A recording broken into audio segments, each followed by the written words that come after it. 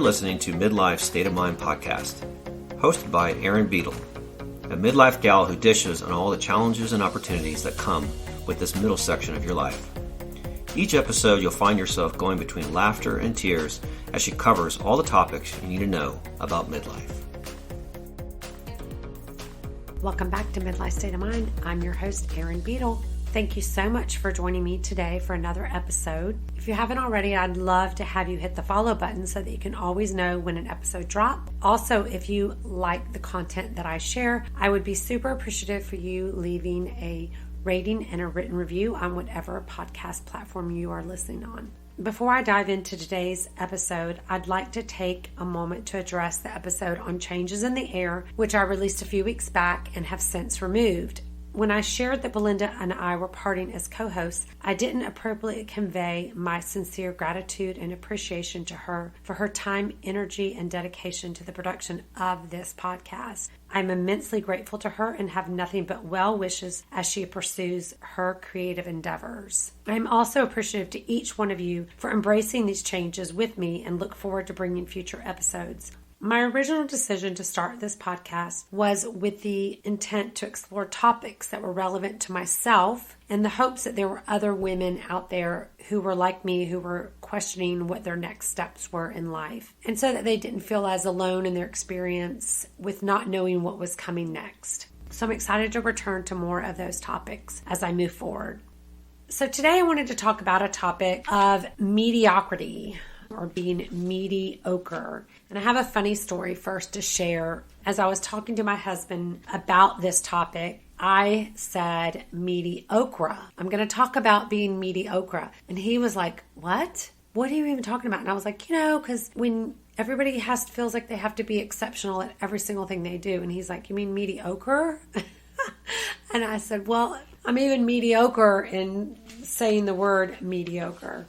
It's one thing I think that has been something that's been on my mind a lot lately, especially pertaining to the podcast and as I launched my health coaching business, is how so much of our society, especially in the U.S., is obsessed with being extraordinary, with being exceptional at everything that you do. That's just not feasible or even reasonable to even think that everything that you do in life you're going to be exceptional in. And I was contemplating, is it okay to be mediocre? Is it okay to do something that you're not exceptional at?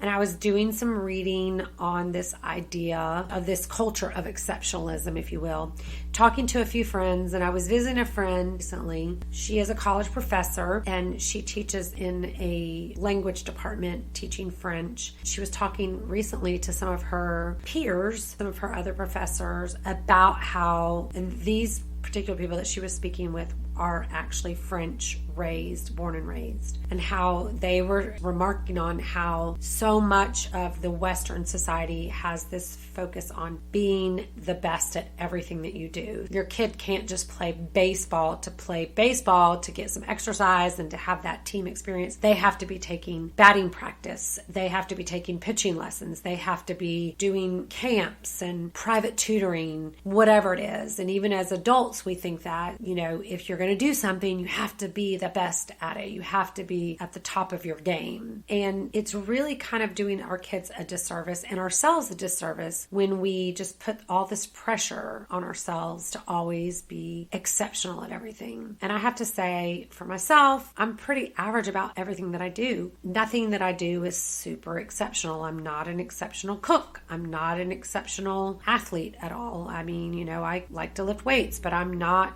I go to the gym every day. I do yoga every day. I'm not pursuing to be in a show or to be in the, yoga Olympics. And so I think sometimes we get hung up on not doing things if we can't be the best at them. I think about that song that Macklemore had about 10,000 hours, that to become exceptional at something, it takes 10,000 hours worth of investment. So sometimes we think, well, if I can't put in the 10,000 hours, I'm not going to put in any hours. And I think that part of life is always having new experiences, even if we're not going to be the best at it. I saw a cute video the other day. Little boy gets picked up from school. He's got a cute British accent and he's telling his mom, I got a lead part in the school play. And she's like, oh, it's for the nativity story. And she's like, oh, are you Joseph? And he's like, no. And she's like, are you a wise man? And he's like, no. He's like, I have the best role. I'm door holder number 3. And he was so excited about it. And so she quickly pivoted because she was thinking he's going to be Joseph, or he's going to be a wise man, or he's going to be the star, or something that's the lead, but he's door holder number 3. And so she was like, oh my gosh, that's so awesome. And he's like, yes, I just cannot wait to be door holder number 3. We really need to have that childlike sense of wonder that whatever we do, if we're doing it to the best of our abilities, that is where the exceptionalism comes in, is when we are actually putting forth our best effort. Even if it's not exceptional, that makes it exceptional by putting forth our best effort. So I think about kids that want to be the next Adele, and they discount this idea that their art, whether it's music or visual arts, are not worth it if we're not getting all of this accolades and attention. And so instead they're like, well, I'm not going to, even pursue a musical endeavor because I'm just going to have to play in coffee shops or small venues, and I'm never going to get a recording contract, or I'm never going to get an athletic contract. And so what I really just hope that you will change your thinking in that, can you be exceptional just by putting forth your best effort in whatever you do without any judgment of yourself, without any expectations, and just letting yourself be in the moment of doing whatever it is that you're doing. I wanted to read before I end today's episode. Kurt Vonnegut wrote, he says, when I was 15, I spent a month working on an archaeological dig. I was talking to one of the archaeologists one day during our lunch break, and he asked those kinds of getting to know you questions you ask young people.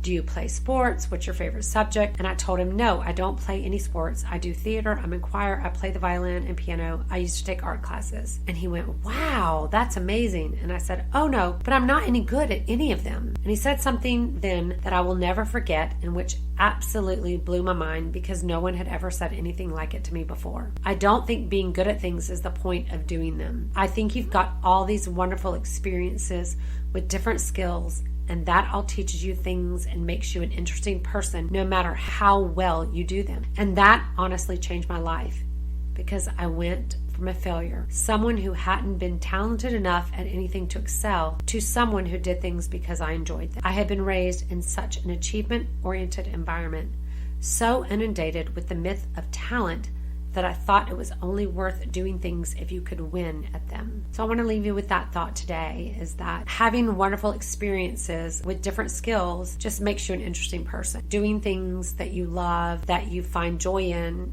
even if you're not the best at them. I've talked on many episodes about how I'm in an art club and I have the least amount of artistic talent, and I'm not even just being self-deprecating, I'm being honest here. But I do it because it's a part of the process, not so much about the end result, and just using my brain in a way that I would otherwise not have. So even though I can't say the word mediocre, I still show up. I still show up for this podcast and show up for all of you guys. I hope that you got something from this today, and hope you all have a great week, and I will see you next time. Thanks so much for tuning in. Bye.